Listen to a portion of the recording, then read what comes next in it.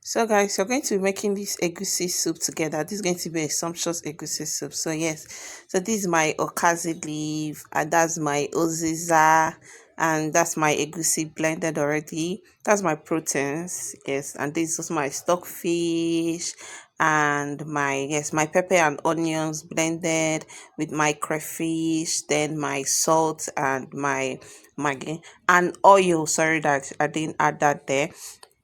So we are going to make very sumptuous egusi soup, and this egusi soup, I'm going to making it the way my mom taught me, like our mom style of making egusi soup, not this Gen Z and the millennial way of making an egusi soup. So that's just it. And here I just put my pot on fire, and yeah, nothing much actually. So let's just get straight into it. At this process, I just added my protein. Yes, it's me adding the proteins in the pot. Then I added my pepper. I use red and yellow pepper with onions here. I like yellow pepper a lot because there is this taste it gives when you're making soup. It just had this natural flavor and natural taste there it gives actually. Then I added my maggi and just a bit of salt. Then I covered my pot and let it boil. Yes, so that just is. So after that, I now added my stockfish. Just added my stockfish and my fish, just the extra fishes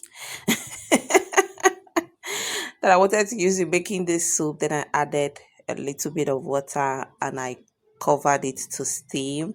But I wanted it to bring out the taste of everything. Everything would just marinate, blah blah blah, blah blah. So that's just so at this point, I just have to cover my pot, allow my meat and my stockfish to bring out all the juiciness and all the flavor. And yeah, and sorry that I don't really add much spices, right, while I'm making soup. Just my maggi and salt. That's just what I normally use while making soup. But if you want to add any other thing when you're making your own soup, you're all free. Everybody with their own taste, and our taste board are also different. So while my meat and stock are actually in fire, I decided to proceed by frying the oil. I didn't bleach my oil that much actually. I just heat it up a little.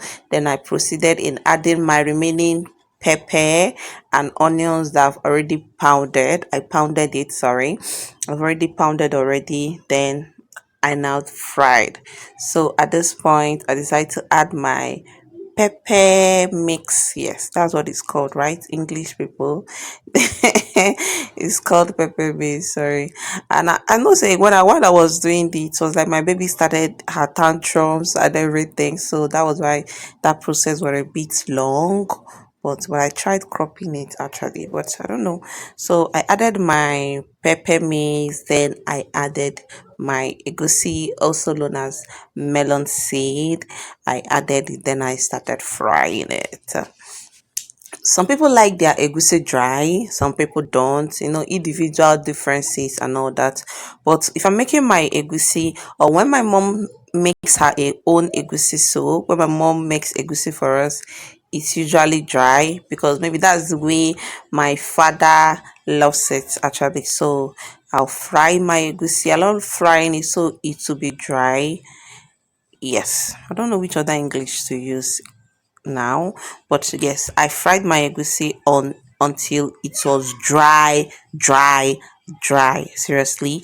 Then after that, I will not add any other extra oil in my pot since I already fried my egusi with oil. No need of me putting another oil again. So I now checked my meat to make sure it was tender and soft because I have kids that will be eating everything with us. It's not just we adults. Then this one, it was like I brought out one already, then I ate one before adding this my egusi. Right, yes. Then I added my egusi inside my pot. God, this soup was so nice. It was so nice. It was so delicious and it was so sweet. While I was eating the soup, I was like, this is soup my mom used to make for us when we were small.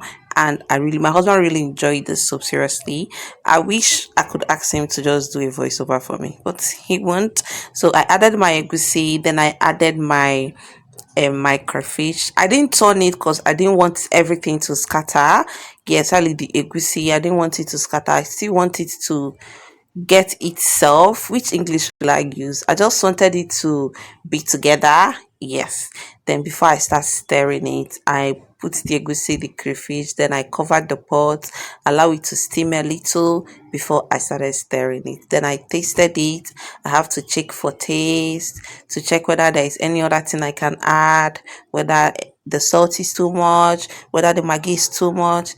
Then I just have to check the taste and make sure that the taste are okay and everything is well balanced.